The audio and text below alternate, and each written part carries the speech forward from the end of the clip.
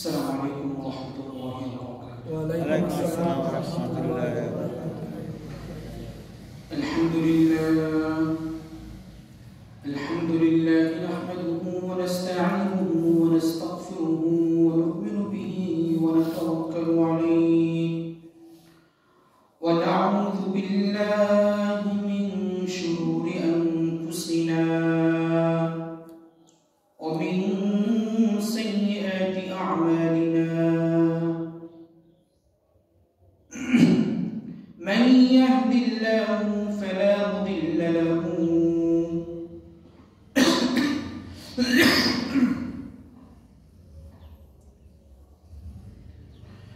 ومن يضلل فلا هادي له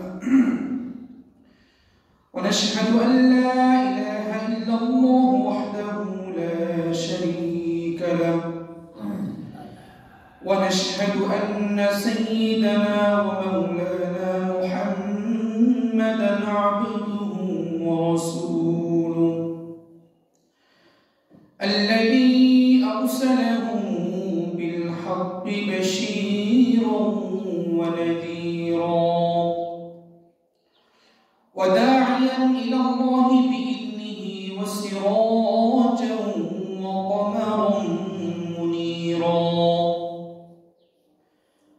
أما بعد فأعوذ بالله من الشيطان الرجيم. بسم الله الرحمن الرحيم. ألا بذكر الله تطمئن القلوب أو كما قال عليه الصلاة والسلام. سبحانك لا علم لنا إلا ما علمتنا إنك أنت العليم الحكيم. وقال النبي صلى الله عليه وسلم من عمل العبد عملا أنجى له عذاب الله من ذكر الله أو كما قال عليه الصلاة والسلام. سبحانك لا علم لنا إلا ما علمتنا إنك أنت العليم الحكيم. إن الله وملائكته يصلون على النبي يا أيها الذين آمنوا صلوا عليه وسلموا تسليما. اللهم صل على محمد وعلى آل محمد كما صليت على إبراهيم وعلى آل إبراهيم إنك حميد مجيد. اللهم بارك على محمد وعلى آل محمد كما باركت على إبراهيم وعلى آل إبراهيم إنك حميد مجيد. لا إله إلا الله لا إله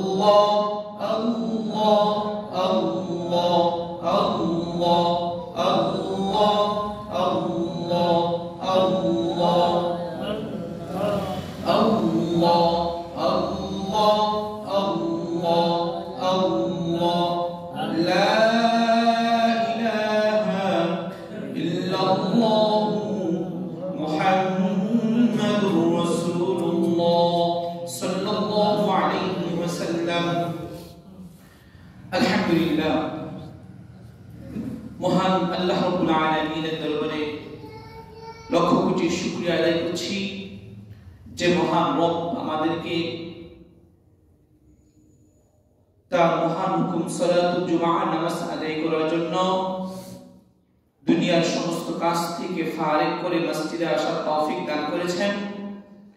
সেই জন্য মহান রবের দরবারে শুকরিয়া আদায় করে আলহামদুলিল্লাহ। আমাদের পক্ষ থেকে লক্ষ কোটি দুরূদ ও সালাম সাইয়্যিদুল মুরসালিন খাতামুন নবিয়্যিন রাহমাতুল লিল আলামিন শাফিউল মুজনাবিন জনাব মুহাম্মদুর রাসূলুল্লাহ সাল্লাল্লাহু আলাইহি ওয়াসাল্লামের উপর বর্ষিত হোক। সম্মানিত উপস্থিতি, এই যে আমরা অল্প কিছুক্ষণ যাবত জিকির করলাম, এই জিকিরের দ্বারা কোরআন এবং হাদিসের মধ্যে জিকিরের অনেকগুলো ফজিলতের কথা আসছে। তার মাঝে 10টি ফজিলতের কথা আজকে আমরা বলবো।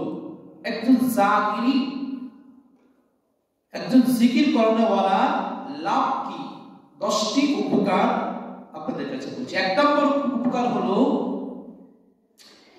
জিকিরের দ্বারা আল্লাহ রাব্বুল আলামিনের সন্তুষ্টি লাভ হয়। জিকিরের দ্বারা আল্লাহ রাব্বুল আলামিনের সন্তুষ্টি লাভ হয়।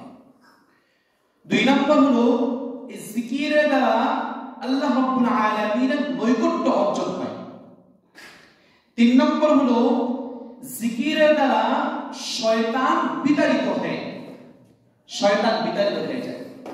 4 নম্বর হলো জিকিরের দ্বারা আল্লাহর মারিফাতের দরজা খুলে যায়। সুবহানাল্লাহ। জিকিরের দ্বারা আল্লাহ রাব্বুল আলামিনের মারিফাতের দরজা খুলে যায়। এটা আপনি একটু উপলব্ধি করতে পারবেন যখন নির্জনে বসে আপনি নিজে নিজে কি জিকির করতে থাকেন, চোখগুলো বন্ধ করে, দুনিয়ার সব কিছু মাথা থেকে একদম ফেলে দিয়ে যখন আপনি জিকিরের শব্দগুলো, তাসবিহগুলো সেই শুদ্ধভাবে জপতে থাকবেন, জপতে থাকবেন, জপতে থাকবেন, আপনি উপলব্ধি করতে পারবেন। 5 নম্বর হলো জিকিরের দ্বারা আল্লাহ রাব্বুল আলামিনের মহব্বত দিলের মধ্যে তৈরি হয়। 6 নম্বর হলো জিকিরের দ্বারা রিজিকের সচ্ছলতা বৃদ্ধি পায়। আমরা অনেক সময় দেখা যায় কি অনেক কামাই রোজগার করি কিন্তু একটু সংকীর্ণ থেকে যায়। এজন্য বেশি বেশি জিকির করলে, জিকিরের তাসবিহগুলো সঠিকভাবে উচ্চারণ করে জিকির করলে কি আমাদের রিজিকের মধ্যে কি সচ্ছলতা বৃদ্ধি পায়। 7 নম্বর হলো জিকিরের দ্বারা চেহারার মধ্যে নূর পয়দা হয়, চেহারার মধ্যে নূর পয়দা হয়। 8 নম্বর হলো জিকিরের দ্বারা দিলের যে মরিচিকাগুলো আছে এগুলো দূর হয়ে যায়। আমরা গুনাহ যখন করি আমাদের দিলে কালো একটা দাগ পড়ে, আরেকটা গুনাহ করি দিলের মধ্যে কালো একটা দাগ পড়ে, এভাবে কি দিলটা কালো দাগ পড়তে পড়তে পড়তে পড়তে মরিচিকা ধরে যায়। মানুষ যখন জিকির করবে জিকিরের দ্বারা তার দিলের মরিচিকাগুলো দূর হয়ে যাবে। 9 নম্বর হলো জিকিরের দ্বারা জাহান্নামের আগুন থেকে বাঁচা যায়, জিকিরের দ্বারা জাহান্নামের আগুন থেকে বাঁচা যায়। 10 নম্বর হলো জিকিরের দ্বারা কবরের আযাব থেকে মুক্তি পাওয়া যায়। সুবহানাল্লাহ। জিকিরের দ্বারা কবরের আযাব থেকে মুক্তি পাওয়া যায়। হযরত উসমান গনি রাদিয়াল্লাহু আনহু ইসলামের দ্বিতীয় খলিফা, আপনারা সকলে নাম জানেন। উসমান গনি রাদিয়াল্লাহু আনহু যখন কোন কবরের পাশ দিয়ে যেতেন তিনি এত পরিমাণ কাঁদতেন তার দাড়িগুলো ভিজে যেত। কেউ জিজ্ঞেস করলেন, উসমান আপনি তো জান্নাত জাহান্নামের কথা, জান্নাত জাহান্নামের আলোচনা শুনলে আপনি এত পরিমাণ কাঁদেন না, কিন্তু যখন কোন কবরের সামনে আসেন, কবরের পাশ দিয়ে আপনি হেঁটে যান, তখন আপনি এত পরিমাণ কাঁদেন। উসমান রাদিয়াল্লাহু আনহু জবাব দিল, আখিরাতের ঘাটি সমূহের মধ্য থেকে, আখিরাতের মঞ্জিল সমূহের মধ্য থেকে সর্বপ্রথম মঞ্জিল হলো কবর।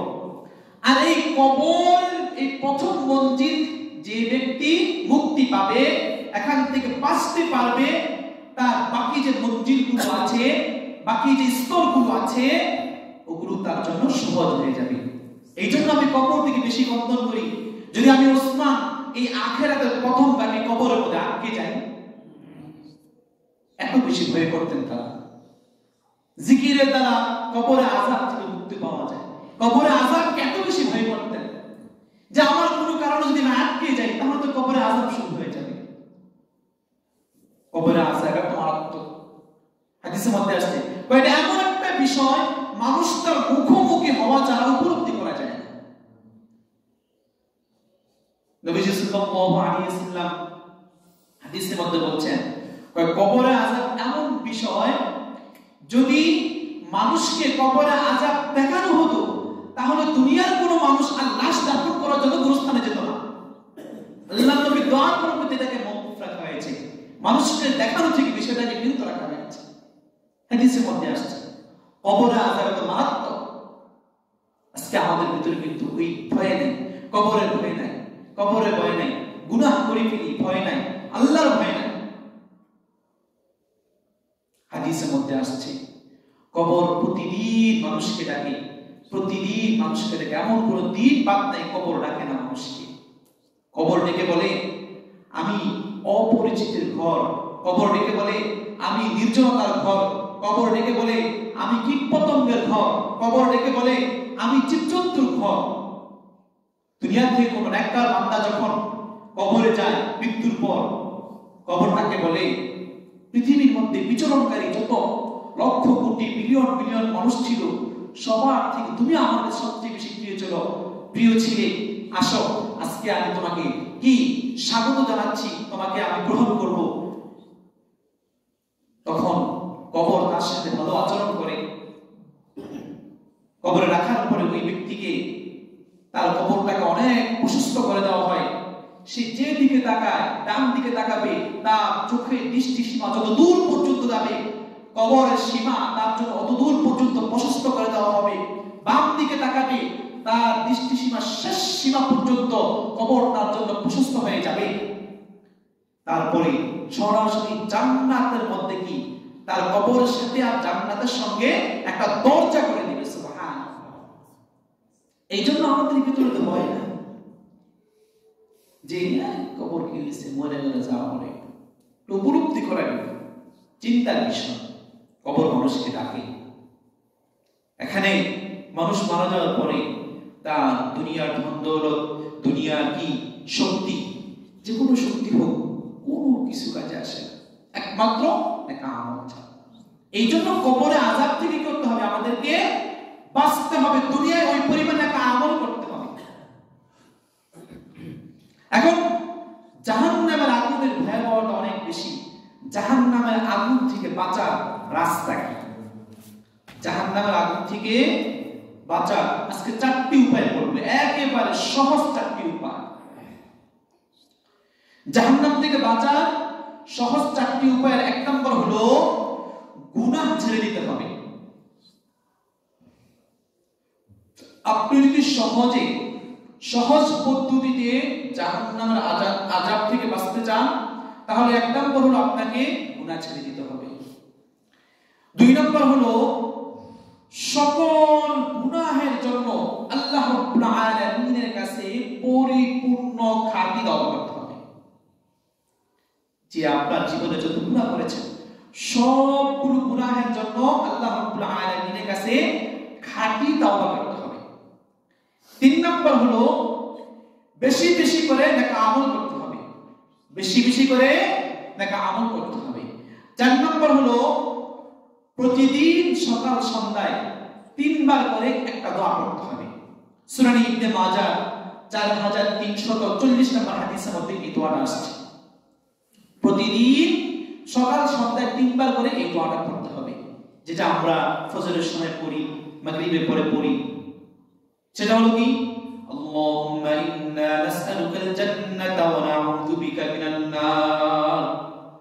আল্লাহুম্মা ইন্না নাসআলুকাল জান্নাতা ওয়া নাউযু বিকা মিনান নার।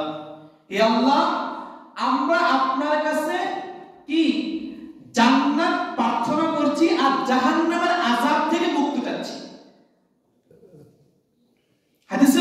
হচ্ছে যে ব্যক্তি এই দোয়া করবে আল্লাহ তাআলা তাকে কি করবেন জাহান্নামের আযাব থেকে মুক্তি দিবেন। যে ব্যক্তি এই যখন মানুষ যখন জাহান্নাম থেকে মুক্তি চায়, এই জাহান্নামও বলে আল্লাহ আপনি তাহলে জাহান্নাম থেকে নিষ্কৃতি দিয়ে দেন, মুক্তি দিয়ে দেন। মানুষ যখন জান্নাত কামনা করে, জান্নাত আল্লাহর কাছে বলে আল্লাহ আপনি এর জান্নাতে প্রবেশ করেন। সুবহানাল্লাহ। তাহলে এর থেকে সহজ আর কোনো উপায় নেই জাহান্নাম থেকে, জাহান্নামের আযাব থেকে মুক্তির জন্য এর থেকে সহজ আর কোনো উপায় না। দেখেন মানুষ যখন সব গুনাহ ছেড়ে দিবে তখন ওই মানুষ আল্লাহ রাব্বুল আলামিনের কাছে এত বেশি প্রিয় হয়ে যাবে, এত বেশি প্রিয় হয়ে যাবে, মানুষ বলা মাত্রই ওই ব্যক্তি কোনো কিছু বলা মাত্র আল্লাহ রাব্বুল আলামিন কবুল করবে। কারণ ওই ব্যক্তির কোনো গুনাহ নেই, সে সব গুনাহ ছেড়ে দিয়েছে এবং সে বিশুদ্ধভাবে তাওবা করেছে, আল্লাহ যা করেছে আর করব না। আর বিশুদ্ধভাবে তাওবা করলে তো আল্লাহ তাআলা ক্ষমা করে দেওয়ার ওয়াদা করেছেন। তাহলে ওই ব্যক্তি নিষ্পাপ হয়ে গেল। আর এমন অবস্থায় যদি ওই ব্যক্তি মারা যায়, তার স্থান চিরস্থায়ী আল্লাহ রাব্বুল আলামিনের তৈরিকৃত জান্নাত ছাড়া অন্য কোথাও না। এই জন্য আমাদের এই আমলগুলো করতে হবে। আমরা সুন্নাহ নিয়ে অনেকদিন আলোচনা করেছি।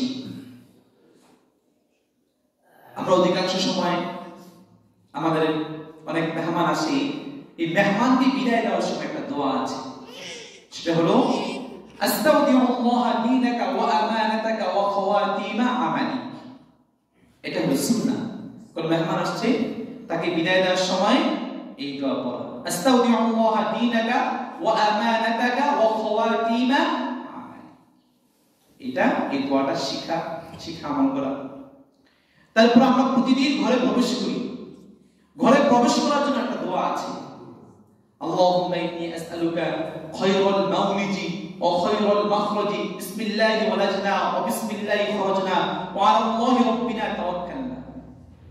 ঘর থেকে বের যে হই, বাহির হই, দোয়া আছে, এগুলো সুন্নাহ। এই সুন্নাত মতো নিজের জীবনকে সাজাতে হবে, সুন্নাত দিয়ে নিজের জীবনকে রঙিন করতে হবে, সুন্নাতের রঙ রঙিন করতে হবে। ঘর থেকে বের হওয়ার সময় বিসমিল্লাহি তাওয়াক্কালতু আলাল্লাহ লা হাওলা ওয়ালা কুওয়াতা ইল্লা বিল্লাহ। তারপর আমরা প্রতিদিন কোনো না কোনো এক সময় গাড়িতে চলাচল করি, হ্যাঁ, ইঞ্জিন চালিত স্থলভাগে মানে পৃথিবীতে চলার জন্য একটা দোয়া আছে।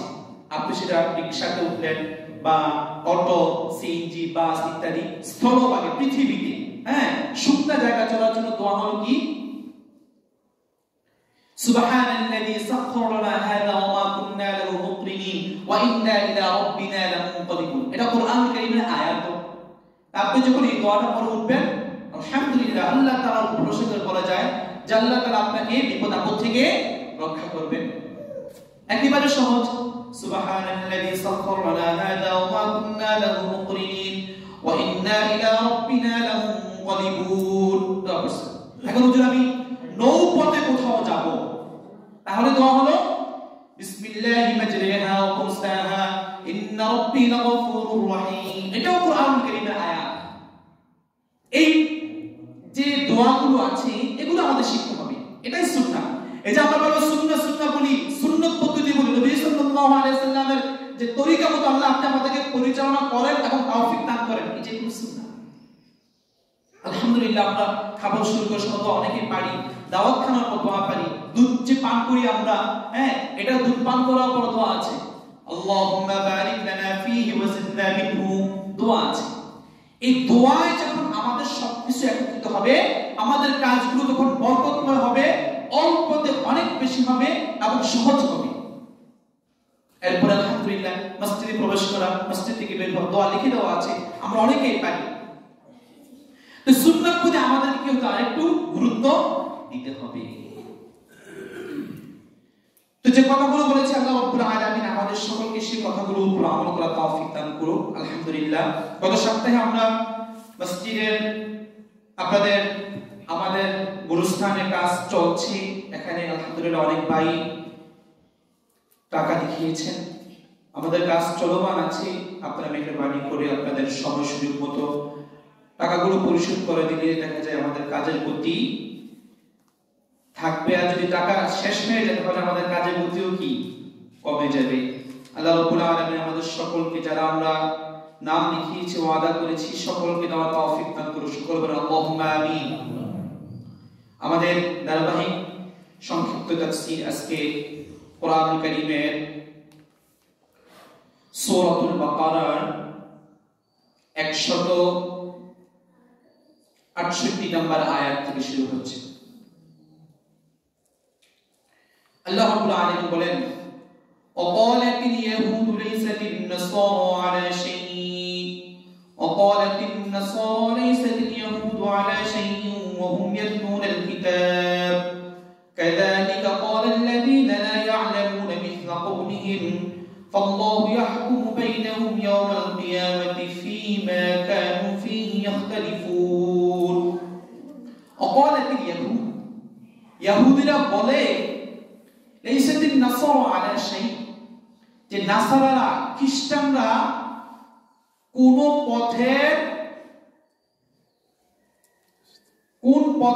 পথেই নেই। ইহুদিরা নাসারাদেরকে বলে, খ্রিস্টানদেরকে বলে যে খ্রিস্টানরা কোন পথের অধিকারীতে নেই। অনুরূপভাবে খ্রিস্টানরা ইহুদিদেরকে বলে এরাও কি কোন সঠিক সরল পথের উপর নেই। কিতাব, অথচ ওরা সকলে কি করত? কিতাব পড়ে, কিতাব পাঠ করত।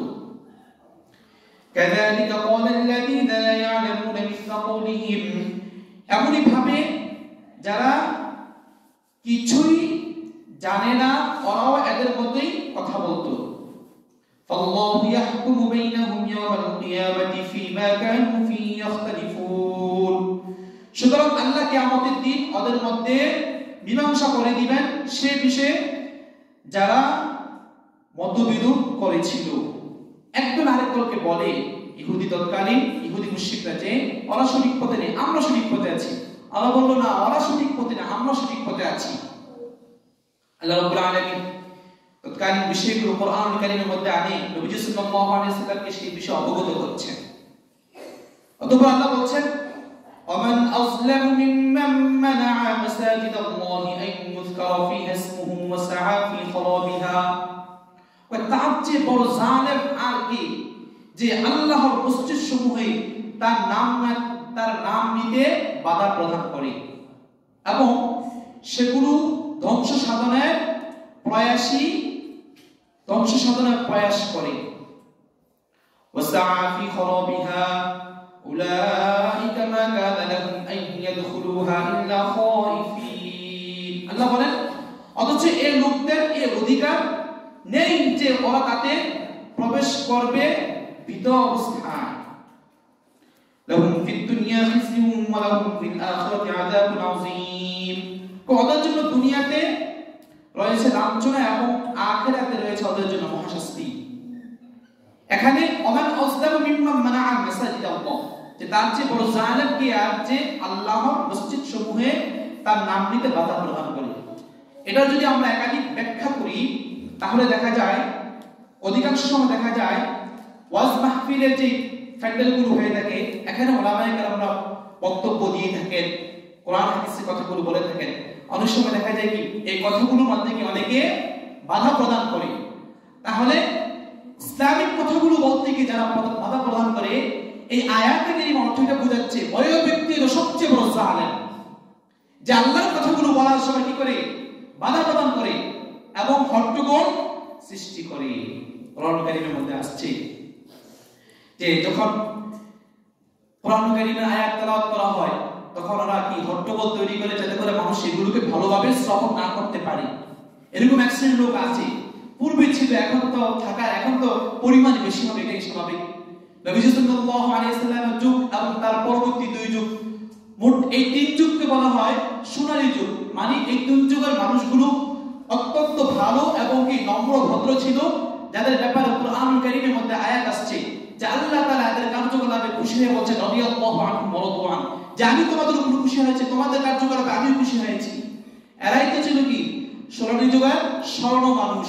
কিন্তু সেই 1450 বছর প্লাস আজকের এই মুহূর্তে তৎকালীন মানুষের মধ্যে কি কিছু খারাপ মানুষ ছিল যারা এগুলাকে কটাক্ষ করতে এবং বিশৃঙ্খলা তৈরি করত, সেই থেকে নিয়ে এই পর্যন্ত তো বহু গুণে মানুষ খারাপের দিক বৃদ্ধি পেয়েছে।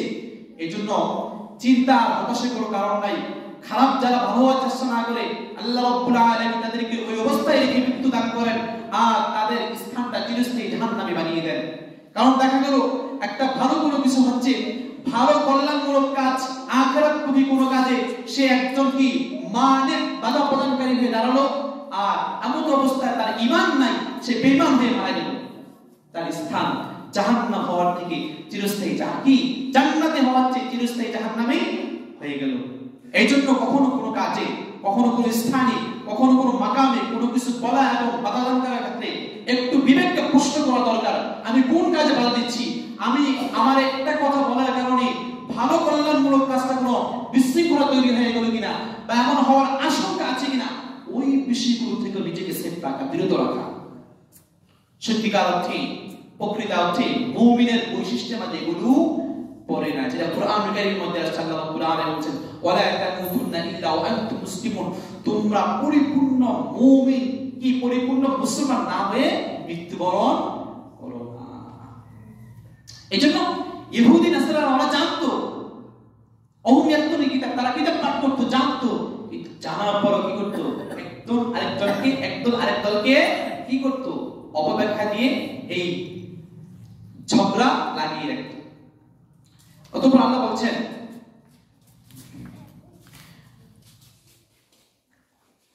قل لله المشرق والمغرب يهدي من يشاء إلى صراط مستقيم قل لله المشرق والمغرب فأينما تولوا فثم وجه الله إن الله واسع عليم الله বলেন قل لله المشرق والمغرب, মাশরিক মাগরিব সবগুলো আল্লাহর, মানে পূর্ব পশ্চিম সবগুলো আল্লাহর। অতএব তোমরা যেদিকে মুখ ফিরাবে সেখানেই আল্লাহ রাব্বুল আলামিনের কি সদয় দৃষ্টি আছে। ইন্নাল্লাহা ওয়াসিউন আলিম, নিশ্চয়ই আল্লাহ প্রাচুর্যময়, সর্বজ্ঞ। قالوا اتخذ الله ولدا سبحانه بل له ما في السماوات والأرض كل له قانتون قالوا اتخذ الله ولدا سبحانه, তারা বলে যে আল্লাহ সন্তান গ্রহণ করেছেন, অথচ আল্লাহ রাব্বুল আলামিন এই সমস্ত বিষয় থেকে পবিত্র। বরং আকাশমণ্ডলী ও পৃথিবীতে যা কিছু আছে সব মালিকানাধীন তারই, সবই তার অনুগ্রহ। এটা কি করতো? ইহুদিরা, খ্রিস্টানরা বলতো কি যে আল্লাহ রাব্বুল আলামিন সন্তান গ্রহণ করেছেন, ঈসা আলাইহিস সালামকে আল্লাহ রাব্বুল আলামিনের পুত্র সাব্যস্ত করেছেন। কিন্তু আল্লাহ রাব্বুল আলামিন সূরাতুল ইখলাসের মধ্যে বললেন কুল হুয়াল্লাহু আহাদ, হে নবী আপনি বলুন আমি আল্লাহ এক, তিনি আল্লাহ এক, আল্লাহুস সামাদ, তিনি কারো মুখাপেক্ষী নন, এবং তিনি কারো মুখাপেক্ষী নন, লাম ইয়ালিদ ওয়া লাম ইউলাদ, তিনি কাউকে জন্ম দেননি এবং তিনি কারো থেকে জন্মগ্রহণ করেননি, ওয়া লাম ইয়াকুল লাহু কুফুয়ান আহাদ, তার সমকক্ষ কেউ নেই। এইজন্য বর্তমানে যারা যে সমস্ত খ্রিস্টান মিশনারি গুলো আছে, যারা মানুষের কাছে দাওয়াত পৌঁছায়, খ্রিস্টান হওয়ার কি দাওয়াত দেয়, বিশেষ করে উত্তরবঙ্গ এবং বিভিন্ন স্থানে ওরা কি মানুষের অগোচরে ওরা এদের দাওয়াতি কার্যক্রমগুলো পরিচালনা করে থাকে। কিন্তু যারা এদের কথায় বিশ্বাসী হবে এবং এটা লালন করবে, সে মুসলমান থেকে খারিজ হয়ে জান্নাত তার ঠিকানা থেকে জাহান্নামে চলে যাবে। কোরআন কারীমে স্পষ্ট আছে। এবং সবচেয়ে বড় কথা হলো নবী সাল্লাল্লাহু আলাইহি ওয়াসাল্লামের যে কিতাব অর্থাৎ কোরআন কারীম অবতীর্ণ হয়েছে, কোরআন কারীম অবতীর্ণ হওয়ার পর পূর্ববর্তী যতগুলো আসমানি কিতাব ছিল 104 খানা, সবগুলোর হুকুম, আহকাম, বিধিবিধান, কিতাব সহ সব দিলেন পাওয়া। এখন কিয়ামত পর্যন্ত এই কোরআন কারীমের বিধিবিধান চলবে, কোরআন কারীম অনুযায়ী গোটা পৃথিবীতে শাসন কায়েম হবে ইনশাআল্লাহ। এটাকে মানতে হবে এবং পথ রাস্তা একটাই, এটা ইখলাস। এইজন্য খ্রিস্টান মিশনে যারা আছে অনেক সময় আপনার কাছে দাওয়াত নিয়ে আসবে, এদের দাওয়াত হয়ে পড়ে যাবে না, আপনাকে গরু কিনে দিবে, আপনাকে কি এরকম প্লাট বাড়ি অনেক কিছু ব্যবসা বাণিজ্য করার জন্য আপনাকে অনেক কি সুযোগ সুবিধা দিবে। একটা শর্ত, খ্রিস্টান হতে হবে। এইজন্য এই বিষয় থেকে আমাদের কি করতে হবে? পরহেজ থাকতে হবে, সতর্ক থাকতে হবে, নিজের ঈমানকে সেফ রাখতে হবে। তো যে কথাগুলো বলেছি সমস্ত কথাগুলো উপর আল্লাহ রাব্বুল আলামিন আমাকে সহ সকলকে আমল করার তৌফিক দান করুক। ওমা আলাইনা ইল্লাল বালাগ। আসসালামু আলাইকুম ওয়া রাহমাতুল্লাহি ওয়া বারাকাতুহু। যারা সুন্নাহ পড়েন সুন্নাহ পড়েন।